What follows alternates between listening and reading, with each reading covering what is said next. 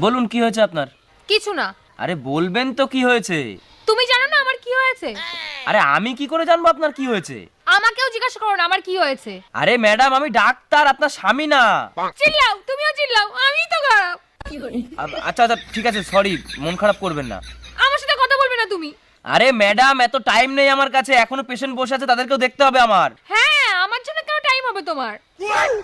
আরে ম্যাডাম আপনি আপনার প্রবলেম না বললে আমি চিকিৎসাটা করব কি করে? হ্যাঁ, আমারই তো প্রবলেম সব।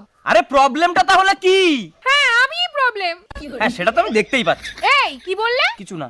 না না, আমিই তো প্রবলেম। যখন আমি মরে যাব না তখন তুমি আমার দাম বুঝতে পারবে। लेकिन ये साला कर क्या रहा है यहाँ पे? আরে পাগল টাগল হয়ে গেছেন নাকি? কি বলছেন আপনি?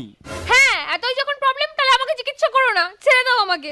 আরে আমি ডাক্তার, এরকম ভাবে কোনো পেশেন্টকে আমি ছেড়ে দিতে পারি না। বলুন কি প্রবলেম হয়েছে? আমি বলবো না। কেন বলবেন না? কারণ তুমি অনেক মহিলা পেশেন্টদেরও দেখো।